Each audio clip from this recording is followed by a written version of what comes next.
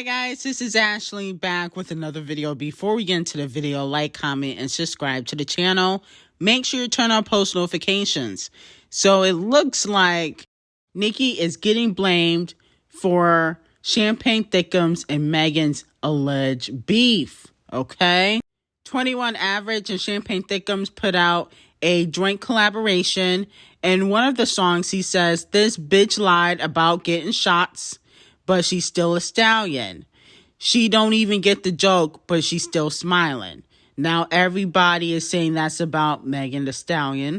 He also said, "Shorty said she graduated. She ain't learned enough. Play your album track 1, K heard enough." So a lot of people believe this line is also about Megan Thee Stallion.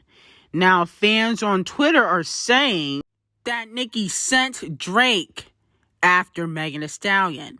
One Twitter user said, "Y'all notice how Granny calls niggas to diss women? She knows we'll go toe-to-toe with her in the studio. She called Drake for Kim, Drake and Lil Wayne for Remy," talking about the No Frauds collaboration, and now Drake for Meg. Okay, so let me know how you guys feel about that, because a lot of people were agreeing with them, unfortunately. And to me, I don't feel like Nicki sent Champagne Thickums after Megan, okay? It's so funny. They say Nicki's irrelevant and she's washed, but for somebody so irrelevant and washed, she seemed to have all the power. Now, do I believe he let her listen to the album? Of course. I believe she probably heard a few verses on the album, but I don't believe that she told Champagne Thickums, go diss Meg. No. Okay, because Nicki, she can fight her own battles, and she's been dissing Meg all year, okay? She dissed Megan on the Queen mix. She dissed Megan on the Roman remix. She doesn't need men to fight her battles or write her battles like 11 Faces. Okay, let's be clear. Y'all say this, but Party's been dissing NickiMinaj for years with his weak-ass bars that he gives to 11 Faces, but y'all don't say nothing about that. Let's be very clear. NickiMinaj writes her own music. She don't need anybody to fight her battles because she can throw shots on her own. She doesn't need a man to write her music. So you guys are wrong about that and very much delusional, and it's sad. I think it's time for you guys to go touch some grass.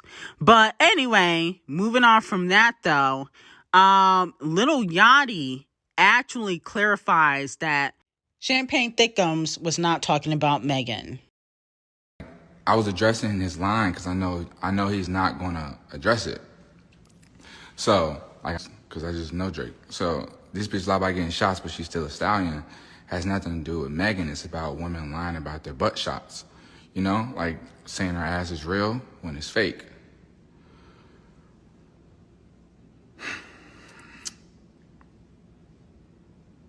Okay, all right. Well, did that. Y'all don't get what I'm saying? Of course they don't get what you're saying, Twizzler here. Because people want to be slow. I literally said this in my video yesterday. While people were saying, no, it's a double entendre. Yeah, maybe to you. But I don't think Champagne Thickums was outright dissing Meg. And I said that in my video. And that Megan owes Champagne Thickums an apology. If you know anything about Champagne Thickums, and how he moves, you know that he has an obsession with big booty hoes and strippers, okay? So, in your world, because a lot of people just live on social media, when y'all hear stallion, y'all might think of Megan Thee Stallion. But when you lived outside of the world and you go outside and touch grass, like me and, intelligent people, you know that Megan is not the thickest girl or the only stallion in America, okay? And Champagne Thickums has a stripper on the art cover. That Blasian girl, she's a stripper or dancer or something like that. He has an obsession, as we know. And so I knew he was talking about ass shots. Because if you know anything about Champagne Thickums, you know that he has an obsession with big booties. I knew he was talking about surgery, and that's what I said in my video yesterday. Okay? And people are saying, oh, it's a double entendre, but he says shots. And I think that people want it to be about Meg because they don't like Megan Thee Stallion. That's basically what it is. Y'all don't fuck with Megan, neither do I. But, I just feel like y'all gonna try to jeopardize Champagne Thickum's career by saying all that like he's against women, where he has an obsession with strippers. Like, come on. So I just feel like people just want it to be something that is not. Okay, so people are still going to say, oh, it's a double entendre. He knew what he was doing. And he was probably thinking about some stripper that he smashed like yesterday. Also, Party responds, Ben knew I had one, a bad one, make a nigga mad one. Okay, well, that was kind of corny. Just like his bars that he writes for 11 Faces. That's not really good enough, Party. Okay, if you feel somebody is going after your girl, you got to come with a direct shot. And since you're so tough, why don't you respond to the baby, Party? You guys are responding to Champagne Thickums. Respond to the baby when he said he smashed your girl the same time she was smashing Tory Lanez. Respond to that, okay? Also, Ice Spice responds to Champagne Thickums because he said, she's a 10 trying to rap is good on mute, okay? Now, when I said Ice Spice was trash, a.k.a. No Spice, I always get called a hater. Oh, I don't know anything. I'm jealous. Why would I be jealous of a bunch of pretty girls that have no talent? I don't know why. And who have to sign 360 deals? It wouldn't make sense to me. But anyway, I always get bashed for saying somebody doesn't have talent. But Champagne Thickums says it and it's facts. It's true, it's laughable. Now, she responded and said, at least I'm a 10. I don't know about that. To me, Ice Spice is a good 7. Very basic. I think she's overhyped because she's light-skinned, no shade. I'm not saying she's not a pretty girl, but I definitely feel like there's hype around Ice Spice because she's light-skinned. If she was like Dolce or Normani's complexion, people would be paying her dust, and that's really no shade. And then also, CARESHA says she loves her loss. Fans are calling her out, saying that she's betraying Megan Thee Stallion by liking the album because people believe he's dissing Megan, okay? So let me know how you guys feel about that. I don't feel like CARESHA and JT owe Megan any type of loyalty because she's not loyal to anybody but herself, okay? Megan does whatever she has to do to get to the top, and so should CARESHA and JT. So it looks like Lottery Ticket and 21 Average could be secretly confirming their affair because they can't really be in an open relationship in the public because 21 Average is allegedly married because he is not a citizen. And basically Lottery Ticket is a side chick because he's married to his baby mama. Allegedly. That's the word on the street in Atlanta. And so 21 Average said the biggest on Rich Flex, and fans believe he is trying to drop hints that he is with Lottery Ticket because she calls herself the biggest, okay?